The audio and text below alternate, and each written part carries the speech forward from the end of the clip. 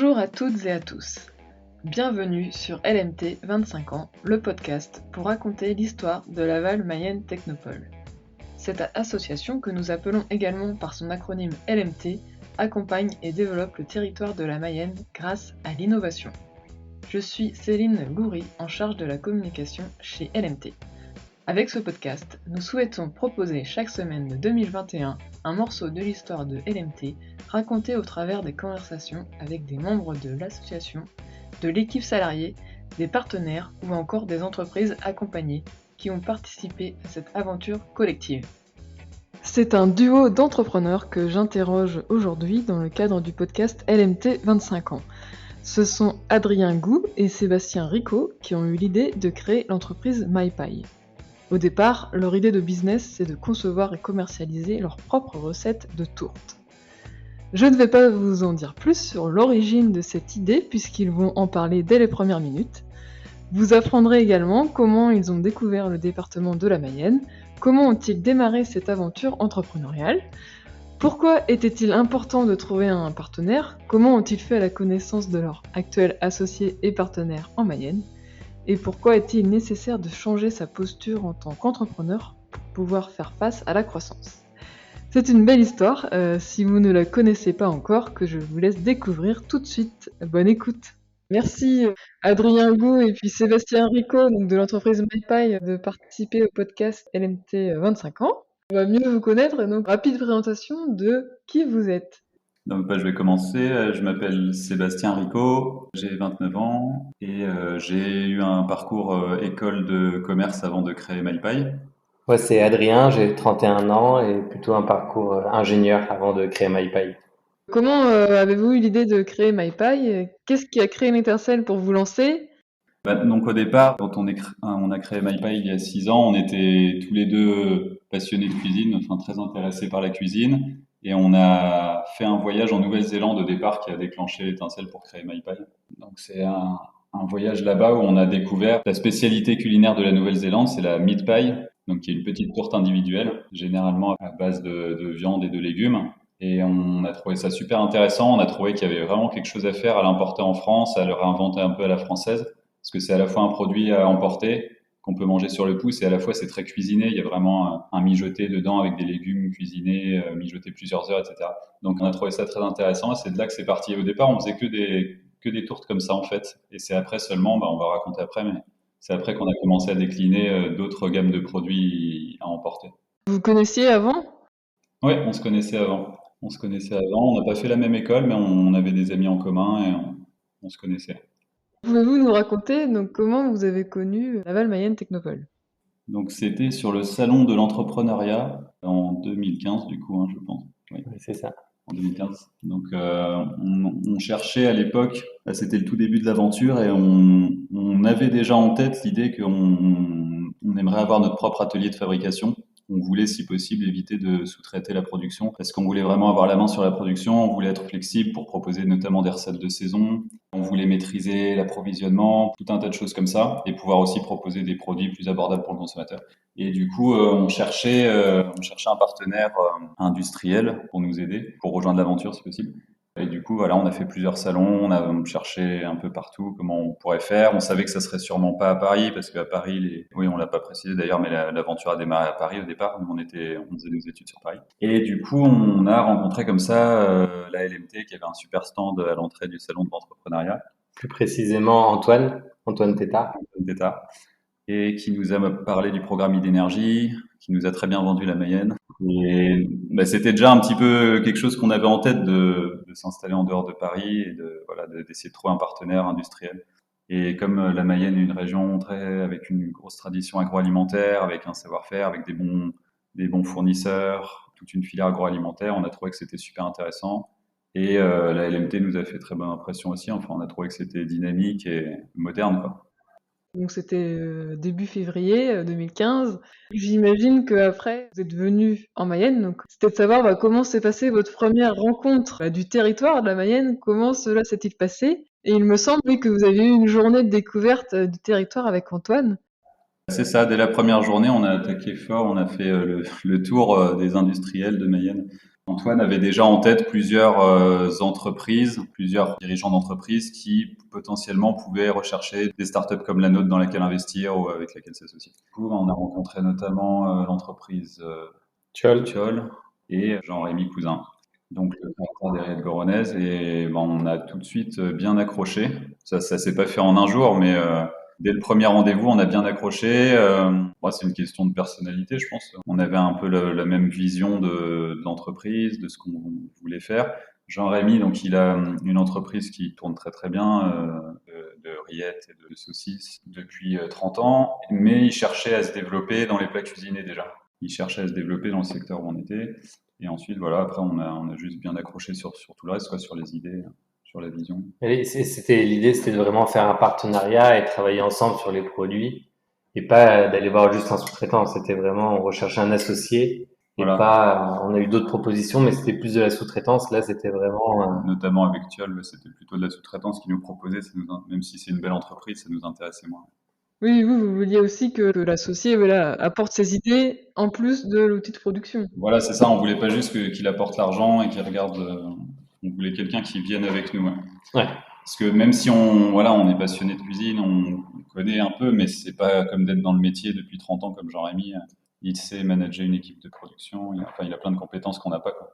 Et puis aussi, j'imagine, même les réseaux de distribution, peut-être, il avait déjà une expérience. Il nous a aidé sur plein de choses. On a eu des synergies avec son entreprise dès le début, au niveau de la gestion qualité, donc sa responsable qualité par exemple qui nous aidait au début, le transport, on bénéficiait de ses taux sur le transport, est-ce qu'on utilisait la même compagnie de transport, enfin c'est plein, des fournisseurs. Et encore aujourd'hui, on utilise des matières premières qui viennent des rillettes goronaises, par exemple le jambon de nos croque-monsieur, qui est fabriqué par les rillettes goronaises, les lardons de nos quiches Lorraine ou des choses comme ça. Donc, c'est plein de petites choses qui font que c'est plus facile de se lancer. C'est quand même un gros chantier, quoi, de créer un atelier de production de zéro quand on n'est pas du milieu. Il faut tout créer, il faut respecter toutes les normes qui sont très nombreuses, quoi. Et voilà. La philosophie dès le début, c'était qu'on voulait produire nous-mêmes nos produits, quoi. On voulait pas sous-traiter. On voulait, pour être plus flexible, pour pouvoir être plus dynamique sur les changements de recettes et sur l'amélioration du produit. On voulait que ça soit nous qui soit, donc c'est nos salariés qui produisent. C'est pas de la sous-traitance. C'est vraiment un atelier spécifique MyPie auquel Jean-Rémy s'est associé. Il nous a apporté toute son expérience et l'aide des rillettes Goronaises. Quelles ont été les grandes étapes de développement? Parce que au tout départ, voilà, vous avez commencé par produire les pailles, en fait, les tourtes, c'est ça, hein? C'est ça. Donc, première étape de développement, en fait, on a commencé à travailler avec principalement des bars à Paris. Donc, on leur proposait les petites meat pies en happy hour avec une petite vitrine chaude. C'était déjà un peu le système qu'on a maintenant, mais pas sur le même marché, en fait. Et ils proposaient ça en happy hour. On pouvait prendre sa bière et sa tourte. Ça marchait très bien. Et après, on a fonctionné comme ça au début. Ça nous a permis de nous lancer, de mettre au point les recettes. Et on a commencé un test avec Franprix en début 2017. Ça s'est fait comme ça, quoi. On a saisi l'opportunité parce que Franprix commençait à mettre en place des plaques chaudes dans ses magasins.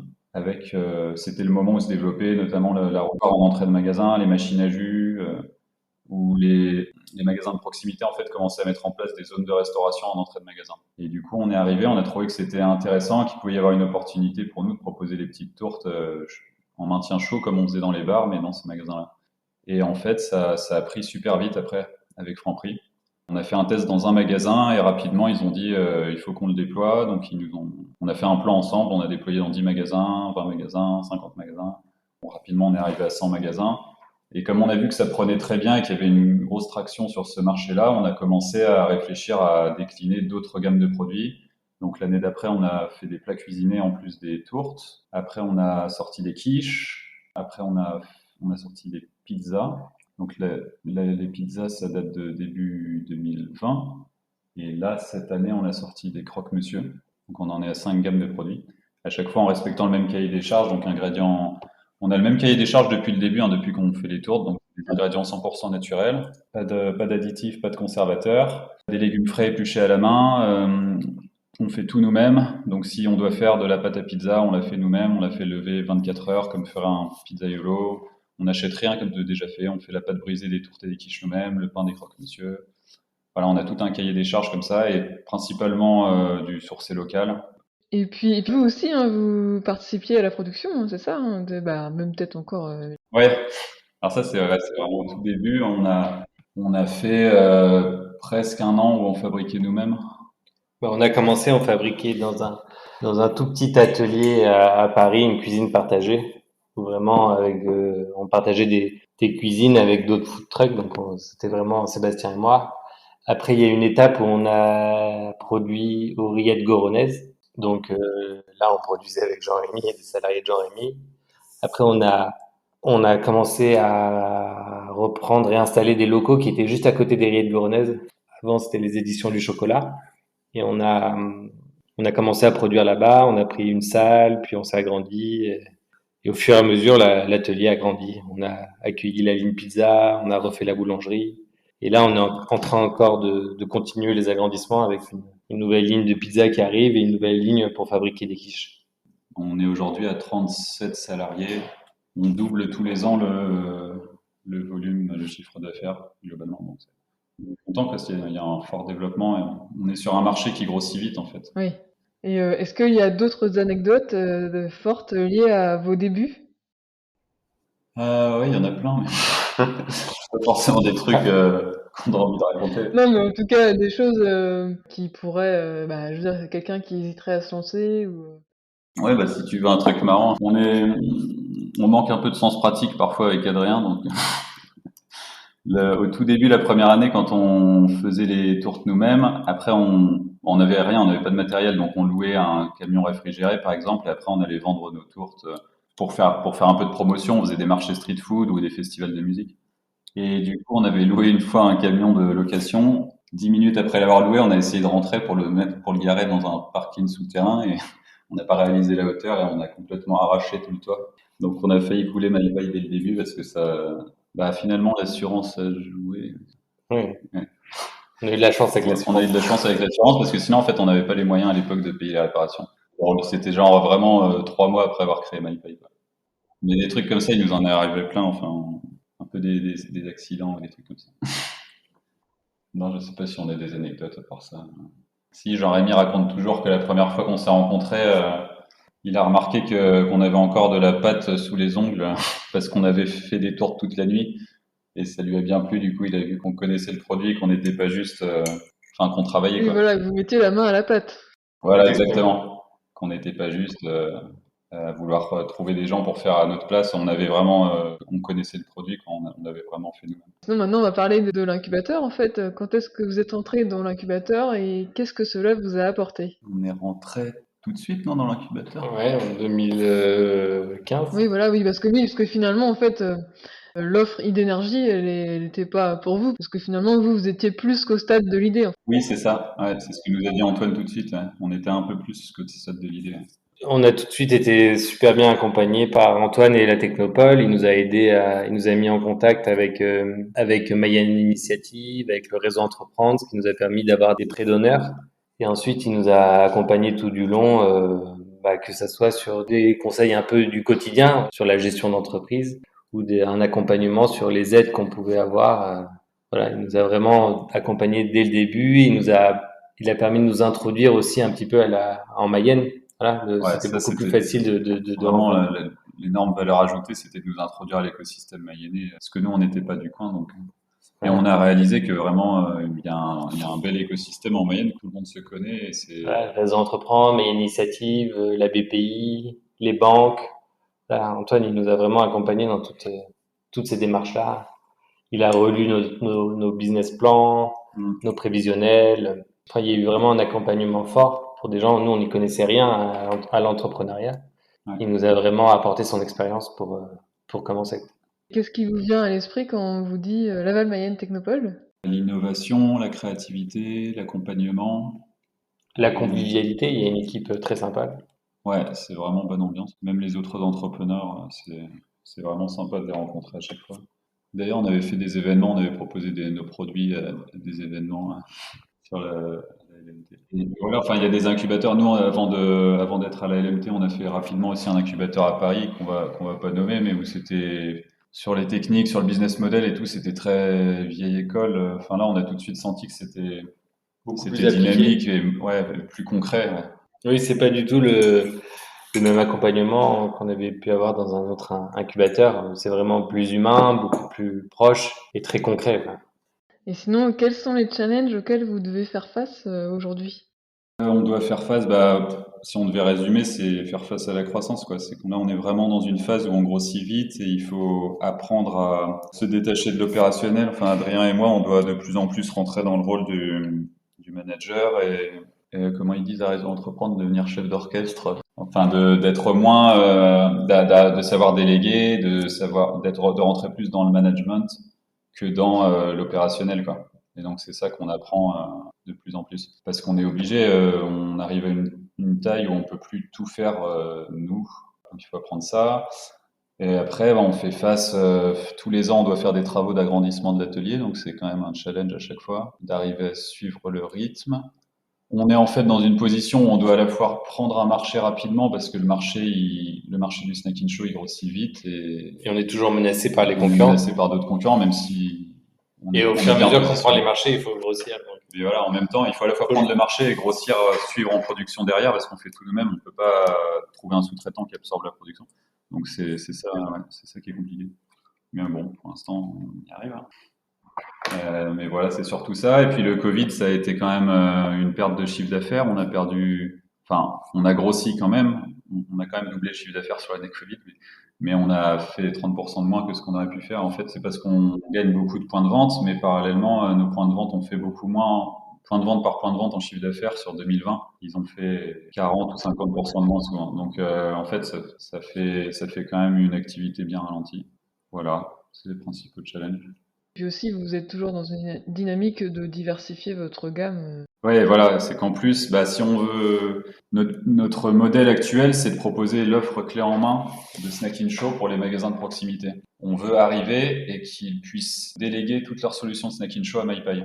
Donc, on propose le meuble chaud pour tenir au chaud les produits. On propose les produits livrés avec leurs emballages, déjà imprimés avec les informations nutritionnelles pour qu'ils aient pas étiqueté, etc. Et aussi une gamme vraiment complète pour pas qu'ils aient, voilà, s'il n'y a pas de croque-monsieur chez MyPie, ça veut dire qu'ils doivent aller chercher des croque-monsieur chez quelqu'un d'autre. Donc c'est pas, l'idée c'est qu'ils puissent tous trouver chez MyPie, quoi.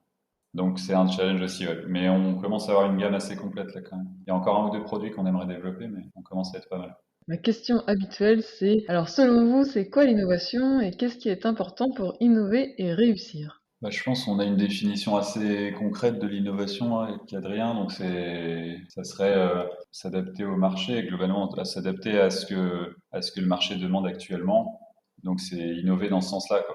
Proposer une innovation qui s'adapte à la réalité de ce que veut le marché. Parce que parfois on voit des innovations qui sont bien sur le papier, bien dans l'idée, mais qui sont pas forcément assez réalistes ou concrètes. On n'a pas fait des innovations de rupture depuis qu'on fait MyPie. Mais on a fait plein de petites innovations qui améliorent l'existant et qui, ensemble, font quelque chose de cohérent. Voilà.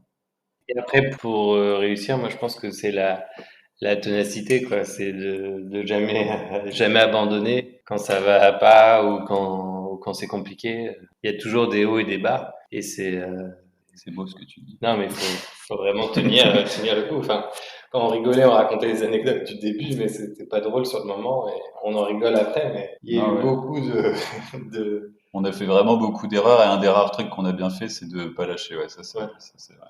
Est-ce que vous avez quelque chose d'autre à rajouter? Vive la Technopole.